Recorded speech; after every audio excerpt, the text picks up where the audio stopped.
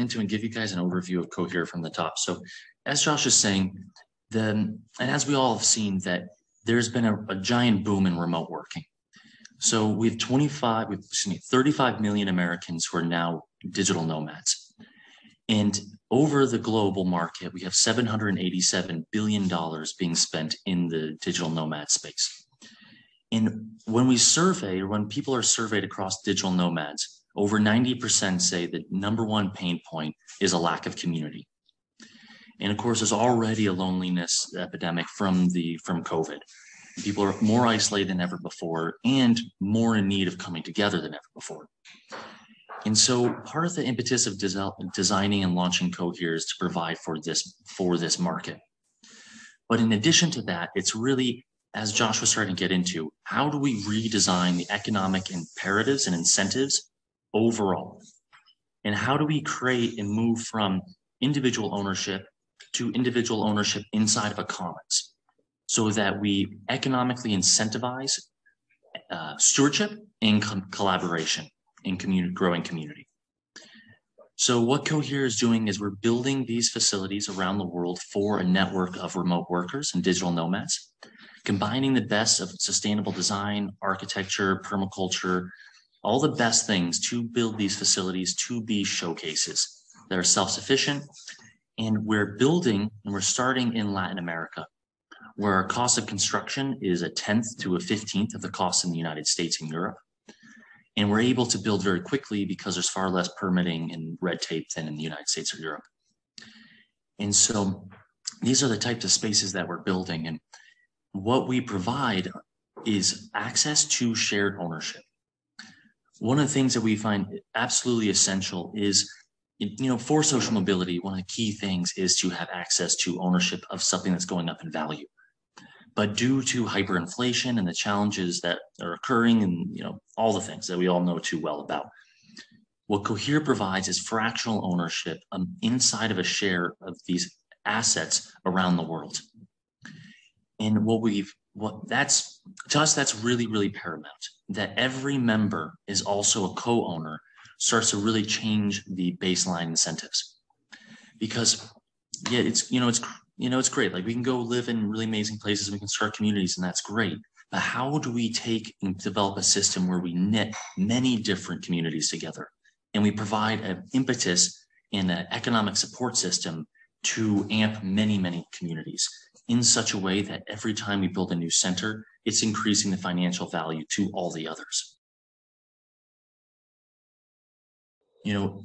We really see that even though the world is radically changing, we have an opportunity to create a new way of life, a life that's not only in right relations with the planet, but also is growing and really fostering deep community amongst this global cohort of people who are really out to change the world and create and write a new story together.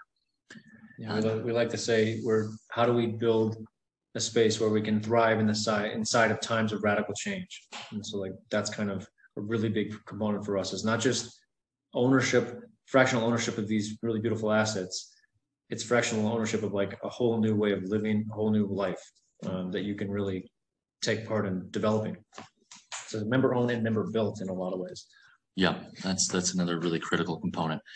And because we provide access for members, all of our members are also investors, but we're not only recognizing fiat capital investment, there's many other layers of investment, such as expertise or wisdom or labor. And one of the challenges we see in the market, you can go, we see this oftentimes in community developments. You have the farmer who, in some respects, may be one of the most important people inside of a community. And they come, they work for 10, 15 years, build out incredible food self-sufficiency, and then something shifts and they want to leave, but they have no equity in the whole. And that really creates a lot of, it doesn't empower our communities to really thrive. And so that's what Cohere is providing. Everybody has an opportunity to garner more and more share in the whole, and we're ever growing the whole globally. Thanks for hosting this. So yeah, my question is, say I'm a member of Cohere, can you walk us through what that looks like what the user interface is, what happens when you arrive, you know, at one of these locations. Yeah, just curious kind of what that looks like. You bet. It's evolving over time, and so I'll answer it in phases. So right now, what Cohere is an ever-growing pool of people who are motivated to co-create and build out a new way of living that's practical and it's decentralized ownership where we all gain the value of the growing pool. Once we have locations fully built, and like right now we're leasing places, but once I'm going to jump ahead when we actually have physical locations. Basically, members come, they are part of a community, so we have different tiers of membership and membership engagement. So in the beginning, it's very easy to become kind of like a baseline member and be inside of the ecosystem and be part of the conversation.